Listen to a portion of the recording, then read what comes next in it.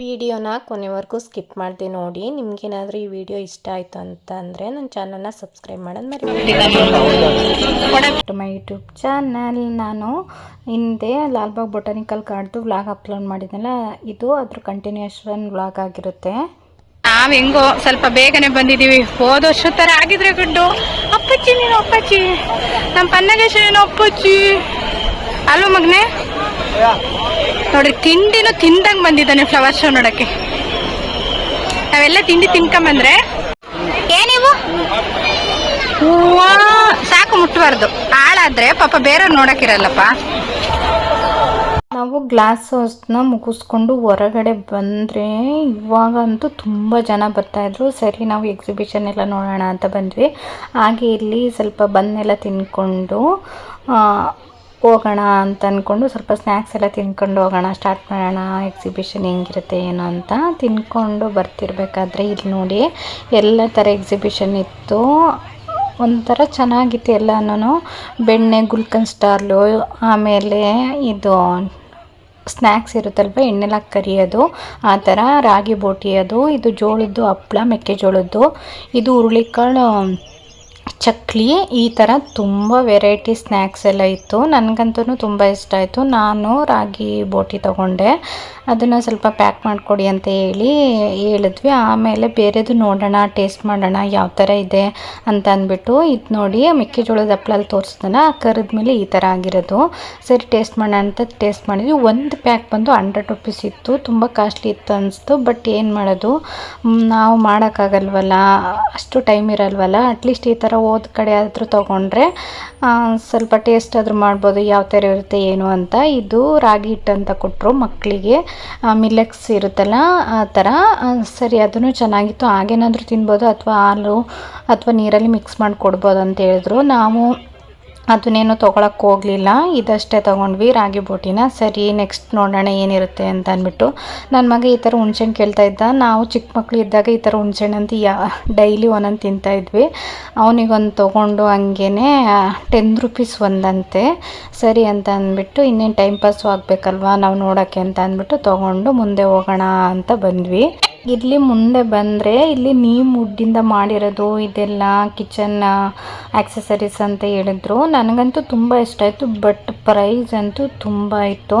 ಅದು ಬರೀ ಇದಿರುತ್ತಲ್ಲ, ಅದು 250 ರೂಪೀಸ್ ಅಂತ, ಆಫರ್ ಪ್ರೈಸಲ್ಲಿ 150 ಅಂದರು. ಅದು ಸ್ವಲ್ಪ ಪರವಾಗಿಲ್ಲ.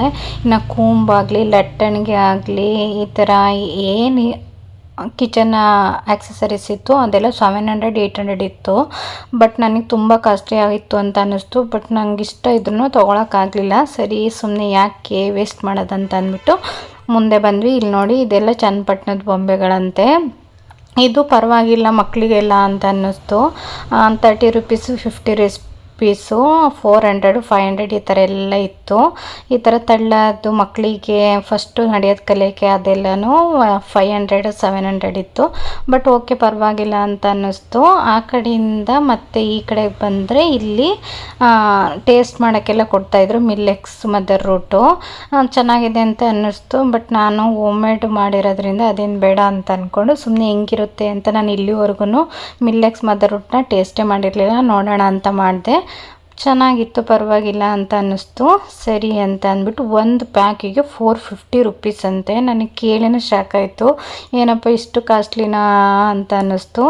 ಸರಿ ಈ ಕಡೆ ಬಂದ್ವಿ. ಚಟ್ನಿ ಪುಡಿ, ಉಪ್ಪಿನಕಾಯಿ ಈ ಥರ ಎಲ್ಲ ಇತ್ತು JKVK ಅವರಿಂದ. ಸರಿ ಇದು ನೋಡೋಣ ಯಾವ ಥರ ಇದೆ ಚಿಪ್ಸು ಆ ಥರ ಎಲ್ಲ ನೋಡೋಣ ಅಂತ ಅಂದ್ಬಿಟ್ಟು ನೋಡಿದ್ವಿ. ಅಲ್ಲಿ ನಾನು ಪುಳಿಯೋಗರೆ ಪೌಡರ್ ತಗೊಂಡೆ, 130 ರೂಪೀಸು 1/4 kg ಅಂತ ಹೇಳಿದ್ರು. ನೋಡೋಣ ಅಂತ ಅಂದ್ಬಿಟ್ಟು ನಾನು ಮಾಡಿದ್ದೆ, ಚೆನ್ನಾಗಿದೆ ಅಂತ ಅನ್ನಿಸ್ತು. ಇನ್ನು ಉಳಿದಿದ್ದೆಲ್ಲ ಏನು ಬೇಡ ಅಂತ ಅನ್ನಿಸ್ತು. ಇದನ್ನು ನೋಡೋಣ, ಸ್ವಲ್ಪ ಅರೋಮನೆ ಎಲ್ಲ ಚೆನ್ನಾಗಿತ್ತಲ್ವ, ಅದಕ್ಕೆ ತೊಗೊಳೋಣ ಅಂತ ತೊಗೊಂಡೆ. ನಾನು ನೋಡ್ಬಿಟ್ಟು ಈ ಆಂಟಿನೂ ತೊಗೊಂಡ್ರು ಚೆನ್ನಾಗಿದೆ ಅಂತ ಅಂದ್ಬಿಟ್ಟು. ಸರಿ ಅದೆಲ್ಲ ಮಾತಾಡಿಕೊಂಡು ಯಾವ್ಯಾವ ಥರ ಇದೆ ಏನಿದೆ ಹೆಂಗೆ ಮಾಡೋದು ನೀವು ಅಂತ ಅವ್ರನ್ನೆಲ್ಲ ಕೇಳ್ತಾ ಇದ್ವಿ. ನಾವು ಪಕ್ಕ ಚೆನ್ನಾಗಿರುತ್ತಾ ತೊಗೋಬೋದಾ ಅಂತೆಲ್ಲ ಕೇಳಿದ್ಕೆ ಮೇಡಮ್ ನೀವು ತೊಗೊಳ್ಳಿ, ನೀವೇನು ಇವಾಗ ಕಾಸು ಕೊಡೋದು ಬೇಡ, ಆಮೇಲೆ ನಿಮ್ಗೆ ಚೆನ್ನಾಗಿ ಅನಿಸಿದ್ರೆ ಬಂದು ಕಾಸು ಕೊಡಿ ಅಂತ ಹೇಳ್ತಾಯಿದ್ರು. ನಾವು ಆ ಥರ ಎಲ್ಲೂ ತೊಗೊಳೋದಿಲ್ಲ ಸರಿ ಅಂತ ಅಂದ್ಬಿಟ್ಟು ಕೊಟ್ಬಿಟ್ಟು ಈ ಕಡೆ ಬಂದ್ವಿ. ಇಲ್ಲಿ ನೋಡಿದರೆ ಬುಕ್ಸ್ ಅಂತೂ ನನಗೆ ತುಂಬ ಇಷ್ಟ ಆಯಿತು, ಎಲ್ಲವೂ ತುಂಬ ಚೆನ್ನಾಗಿದೆ ಅಂತ ಅನ್ನಿಸ್ತು. ಬಟ್ ನಾವು ಒಳಗಡೆ ತುಂಬ ಕ್ರೌಡ್ ಇರೋದ್ರಿಂದ ಫೋನ್ಪೇ ಎಲ್ಲ ವರ್ಕ್ ಆಗೋಲ್ಲ ಅಂತ ಹೇಳಿದ್ರಲ್ಲ, ನಾವು ಕ್ಯಾಶು ಒಂದು 700 ಏನೋ ತೊಗೊಂಡು ಹೋಗಿದ್ವಿ. ಸುಮ್ಮನೆ ಜಾಸ್ತಿ ಇದ್ದರೆ ಅದು ಇದು ತೊಗೋತೀನಿ ಅಂತ ಅಂದ್ಬಿಟ್ಟು. ಅದಕ್ಕೆ ನಮ್ಮ ಮನೆಯವ್ರು ಯಾವುದು ಬುಕ್ ಚೆನ್ನಾಗಿದೆ ಅಂತ ಎಲ್ಲ ಚೆಕ್ ಮಾಡಿದರು. ಸ್ವಲ್ಪ ಲೋ ಬಡ್ಜೆಟಲ್ಲಿ ಒಂದೇ ಒಂದು ತೊಗೊಳಕ್ಕಷ್ಟೇ ಕಾಸಿದ್ದು, ಅದಕ್ಕೋಸ್ಕರ ನೋಡಿದ್ವಿ. ನನಗಂತೂ ಎಲ್ಲ ಬುಕ್ಕು ಚೆನ್ನಾಗಿದ್ದಾವೆ, ಯಾವ ತೊಗೊಳ್ಳಿ ಅಂತಲೇ ನನಗಂತೂ ಅರ್ಥ ಆಗ್ತಿರ್ಲಿಲ್ಲ. ಅದಕ್ಕೆ ನಾನಿದ್ದೋಳು ಯಾವುದಾದ್ರೂ ಒಂದಾದ್ರೂ ತೊಗೊಳ್ಳೋಣ ನನ್ನ ಮಗುಗೆ ಇವಾಗ ಯೂಸ್ ಆಗೋಂಥದ್ದು ಅಂತ ಅಂದ್ಬಿಟ್ಟು ಎಲ್ಲ ನೋಡಿದೆ. ಲಾಸ್ಟಿಗೆ ಆಲ್ ಇನ್ ಒನ್ ಬುಕ್ ಅಂತ ಇತ್ತಲ್ಲ, ಅದೊಂದು ಇಷ್ಟ ಆಯಿತು. ಸರಿ ಇದೇ ತೊಗೊಳ್ಳೋಣ ಸದ್ಯಕ್ಕೆ, ಇನ್ನೆಲ್ಲರೂ ಎಕ್ಸಿಬಿಷನ್ ಆ ಥರ ಎಲ್ಲ ಹೋದಾಗ ನೋಡೋಣ ಅಂತ ಅಂದ್ಬಿಟ್ಟು ಅದೊಂದು ಬುಕ್ ತೊಗೊಂಡ್ವಿ. ಇಲ್ಲಿ ನೋಡಿ ಪಂಚತಂತ್ರ ಕಥೆಗಳು, ಕೃಷ್ಣನ ಕಥೆಗಳು, ಈ ಥರ ತುಂಬ ಬುಕ್ಗಳು ಇದ್ವು. ಮಕ್ಕಳು ದೊಡ್ಡ ಮಕ್ಕಳಿಗವ್ರಿಗಾದ್ರಂತೂ ತುಂಬ ಯೂಸ್ ಆಗ್ತಿತ್ತು. ಸಣ್ಣ ಮಕ್ಕಳವ್ರಿಗೂ ಒಂದು LKG ಅಪ್ ಟು UKG ಅವ್ರಿಗೂ ಮಕ್ಳಿಗೆ ಕತೆ ಹೇಳೋಕ್ಕೆ ಅದು ಇದು ಎಲ್ಲ ತುಂಬ ಬುಕ್ಸ್ ಇದ್ವು. ಲಿಟ್ರಲಿ ಅಂತೂ ನನಗೆ ಅಲ್ಲಿ ಎಕ್ಸಿಬಿಷನ್ ಇದ್ದಿದ್ರಲ್ಲಿ ಬುಕ್ಸನ್ನೇ ತುಂಬ ಇಷ್ಟ ಆಗಿದೆ. ಯಾಕೆಂದರೆ ನನ್ನ ಮಗ ಚಿಕ್ಕವನಲ್ವ, ಅದಕ್ಕೆ ಅಂತ ಅನಿಸುತ್ತೆ.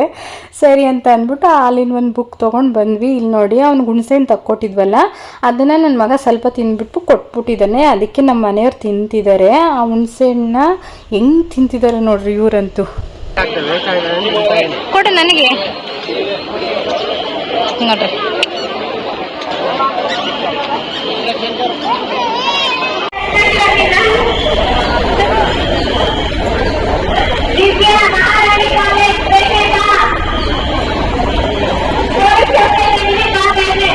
Thank you sir.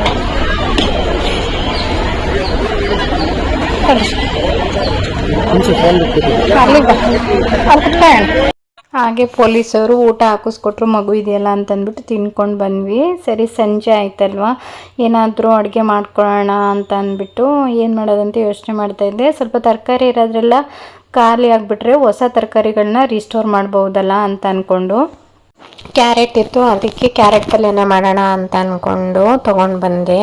ಸರಿ ಫಸ್ಟು ಕ್ಯಾರೆಟ್ನ ತೊಳೆದಿಟ್ಕೊಂಡು ಈ ಥರ ಎರ್ಕೊಂಡ್ಮೇಲೆ ಇದನ್ನು ಒಂದು ತುರಿಯೋದಿರುತ್ತಲ್ಲ ಅದರಲ್ಲಿ ಈ ಥರ ನೀಟಾಗಿ ತುರ್ಕೋಬೇಕು. ನಿಮಗೆ ಸ್ವಲ್ಪ ದೊಡ್ಡದು ಬೇಕಂದರೆ ದೊಡ್ಡದು ತುರ್ಕೊಳ್ಳಿ, ಸಣ್ಣಕ್ಕೆ ಬೇಕಂದರೆ ಸಣ್ಣಕ್ಕೆ ತುರ್ಕೊಳ್ಳಿ.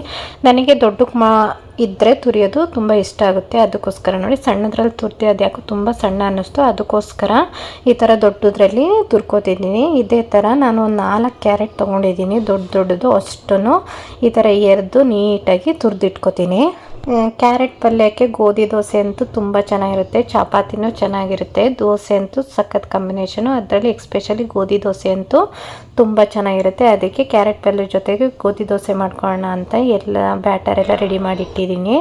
ನೋಡಿ ಕ್ಯಾರೆಟು ತುರಿದಿರೋದು, ಒಂದು 2 ಮೀಡಿಯಮ್ ಸೈಜ್ ಈರುಳ್ಳಿ ಈ ಥರ ಕಟ್ ಮಾಡಿ ಇಟ್ಕೊಂಡಿದ್ದೀನಿ, ಒಂದು 3 ಹಸಿರು ಮೆಣಸಿಕಾಯಿನ ಈ ಥರ ಕಟ್ ಮಾಡಿ ಇಟ್ಕೊಂಡಿರೋದು. ಅದಾದಮೇಲೆ ಎಣ್ಣೆ, ಅದಾದಮೇಲೆ ಉಪ್ಪು, ಅದಾದಮೇಲೆ ಸ್ವಲ್ಪ ಸಾಸಿವೆ, ಸ್ವಲ್ಪ ಜೀರಿಗೆ, ಸ್ವಲ್ಪ ಕರಿಬೇವು, ಇಷ್ಟು ಇಂಗ್ರೀಡಿಯೆಂಟ್ಸ್ ಇದ್ರೇ ಸಾಕು.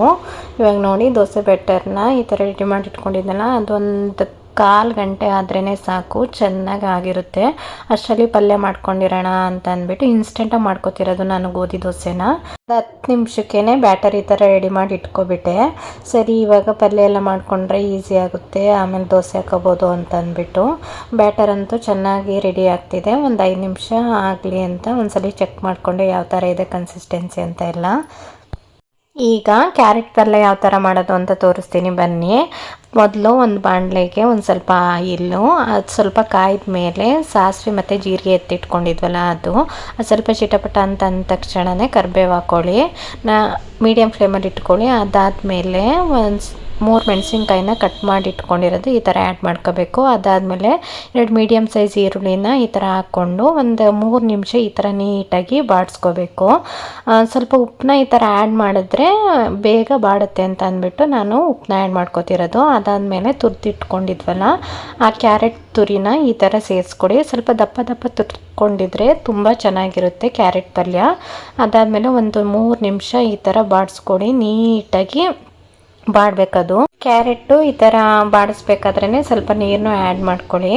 ಆವಾಗ ನೀಟಾಗಿ ಬೆಂದು ಕ್ಯಾರೆಟ್ ಪಲ್ಯ ಚೆನ್ನಾಗಿ ರೆಡಿ ಆಗುತ್ತೆ. ನೀವು ಸ್ವಲ್ಪನೇ ನೀರು ಆ್ಯಡ್ ಮಾಡಿಕೊಂಡು ನಿಮ್ಗೆ ಯಾವ ಥರ ಬೇಕೋ ಆ ಥರ ಮಾಡ್ಕೋಬೋದು. ಇದು ಡ್ರೈ ಆಗಿದ್ರೇ ಸ್ವಲ್ಪ ಚೆನ್ನಾಗಿರುತ್ತೆ, ತುಂಬ ನೀರಾದರೆ ಚೆನ್ನಾಗಿರಲ್ಲ. ಅದಕ್ಕೋಸ್ಕರ ನೋಡಿ ಆ್ಯಡ್ ಮಾಡ್ಕೊಳ್ಳಿ. ಮತ್ತು ಒಂದು 10 ನಿಮಿಷ ಈ ಥರ ಬೇಯಿಸ್ಕೋಬೇಕು ನೀವು. ಆವಾಗ ಒಳ್ಳೆ ಕ್ಯಾರೆಟ್ ಪಲ್ಯ ರೆಡಿಯಾಗಿರುತ್ತೆ. ಸರಿ, ಇದನ್ನು ಸಿಮ್ಮ ಮಾಡಿ ಬೇರೆ ಒಲೆಗೆ ಎತ್ತಿಟ್ಟು ಇವಾಗ ದೋಸೆ ಹಾಕೊಳ್ಳೋಣ ಅಂತ ಅಂದ್ಬಿಟ್ಟು ಹಾಕೋತಿರೋದು ನಾನು. ನಿಜವಾಗ್ಲೂ ಕ್ಯಾರೆಟ್ ಪಲ್ಯಕ್ಕೆ ದೋಸೆ ಅಂತೂ ತುಂಬಾ ಚೆನ್ನಾಗಿರುತ್ತೆ. ನೀವು ಒಮ್ಮೆ ಈ ಥರ ಮಾಡಿ ನೋಡಿ. ಮೇಲೆ ಈ ಥರ ಸ್ವಲ್ಪ ಆಯಿಲ್ ಹಾಕ್ಕೊಂಡು ಮಾಡ್ಕೋಬೋದು. ನಾನ್ ಸ್ಟಿಕ್ ತವ ಆಗಿರೋದ್ರಿಂದ ನೀವು ಬೇಕು ಅಂದರೆ ಹಾಕ್ಕೊಳ್ಳಿ, ಬೇಡ ಅಂದರೆ ಪರವಾಗಿಲ್ಲ. ಇಲ್ಲಿ ನೋಡಿ ಯಾವ ಥರ ಚೆನ್ನಾಗಿದೆ. ಇದು ನೀವೇನಾದ್ರು ಬೇಕು ಮಕ್ಕಳಿಗೆಲ್ಲ ಮಾಡ್ತಿದ್ದೀರಾ ಅಂತಂದರೆ 2 ಕಡೆನೂ ರೋಸ್ಟ್ ಮಾಡ್ಕೊಳ್ಳಿ. ಆವಾಗ ದೋಸೆ ತುಂಬ ಚೆನ್ನಾಗಿರುತ್ತೆ, ಮಕ್ಳಿಗೂ ತಿನ್ನೋಕ್ಕೆ ಚೆನ್ನಾಗಿರುತ್ತೆ. ಮಕ್ಕಳಿಗೆಲ್ಲ ಕೊಡಬೇಕು ಅಂತ ಅಂದಾಗ ನಾನು 2 ಸೈಡನ್ನು ರೋಸ್ಟ್ ಮಾಡಿಕೊಡ್ತೀನಿ. ನಾನು ನನ್ನ ಮಗನಿಗೂ ನಮ್ಮ ಮನೆಯವ್ರಿಗೂ ಸರ್ವ್ ಮಾಡ್ಕೊಳ್ಳೋಣ, ಯಾವ ಥರ ಇದೆ ಅಂತ ಟೇಸ್ಟ್ ಮಾಡಿ ಹೇಳ್ತಾರೆ ಅಂತ ಅಂದ್ಬಿಟ್ಟು ಸರ್ವ್ ಮಾಡ್ತಿದ್ದೀನಿ. ನೋಡ್ತಿದ್ದಾರಲ್ಲ ಎಷ್ಟು ಕಲರ್ಫುಲ್ಲಾಗಿ ಎಷ್ಟು ಚೆನ್ನಾಗಿ ಕಾಣಿಸ್ತಿದೆ ಅಂತ ಅಂದ್ಬಿಟ್ಟು. ನೋಡೋಣ ತಿಂದ್ಬಿಟ್ಟು ಅವ್ರು ಯಾವ ಥರ ರಿಯಾಕ್ಷನ್ ಕೊಡ್ತಾರೆ ಅಂತ ಅಂದ್ಬಿಟ್ಟು. ಹೆಂಗೈತೆ? ಸೂಪರ್. ಹ್ಯಾಪಿ ನೀನು ಹೇಳು. ಇಷ್ಟೇ ಗಾಯ್ಸ್ ಇವತ್ತಿನ ವ್ಲಾಗು. ನಿಮ್ಗೇನಾದರೂ ನನ್ನ ವಿಡಿಯೋ ಇಷ್ಟ ಆಯಿತು ಅಂದರೆ ಪ್ಲೀಸ್ ಸಬ್ಸ್ಕ್ರೈಬ್ ಮಾಡ್ಕೊಳ್ಳಿ, ಹಾಗೆ ಶೇರ್ ಮಾಡಿ.